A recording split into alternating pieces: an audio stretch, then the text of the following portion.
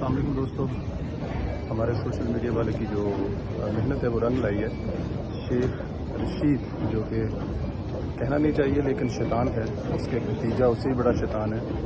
इसने दावा किया था कि उन्होंने खाना मस्जिद नबवी में जो किया है वो उन्होंने किया है, उन्होंने भगा दिया है और दोबारा नमाज भी पढ़ने आए। वो वीडियो आप लोगों ने देखी हुई है और हरम शरीफ में हम यही करेंगे। पाकिस्तानी गवर्नमेंट ने इस पर एक्शन लेते हुए शेख रशीद के भतीजे को इस्लामाबाद एयरपोर्ट से गिरफ्तार कर लिया गया है।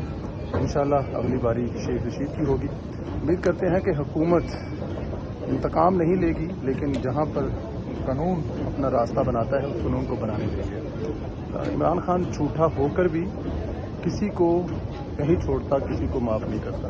तो इस हुकूमत को भी चाहिए कि अपने पुराने वाली पॉलिसी ख़त्म करें और इन शैतानों को, ख़ास तौर पर ये जो वाक़या मस्जिद नबवी में हुआ है, इस पर किसी को माफ़ नहीं करना चाहिए, चाहे इसमें वज़ीर हो, चाहे इसमें बशीर हो, चाहे वज़ीर-ए-आज़म हो, चाहे सदर हो। बहुत सारे सवालात हैं उन मजहबी जमातों पर जो चुप हैं, जो हमेशा पूरे मुल्क को आग लगा देती हैं, पूरा मुल्क जाम कर देती हैं। इस्लामाबाद जैसा शहर जो है उसको उसकी हर चीज़ ख़त्म कर देते हैं, लेकिन यहाँ पर इतना बड़ा वाक़या हुआ है, किसी को टस से मस नहीं हुई। बहुत सवालिया निशान है, लेकिन हुकूमत पाकिस्तान को इस पर एक्शन लेना चाहिए। एक्शन लिया है।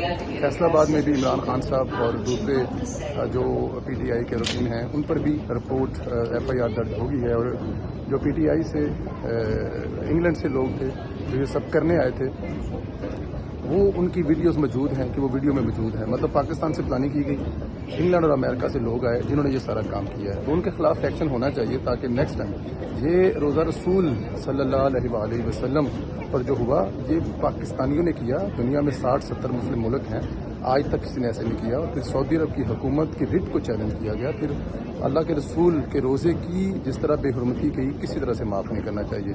हुकूमत पाकिस्तान खासतौर पर राना सनाउल्लाह साहब को मुबारकबाद पेश करते हैं कि उन्होंने ये कदम उठाया है। उम्मीद करते हैं कि ये छोटा शैतान जेल से नहीं छूटेगा। खुदा हाफिज़ दोस्तों।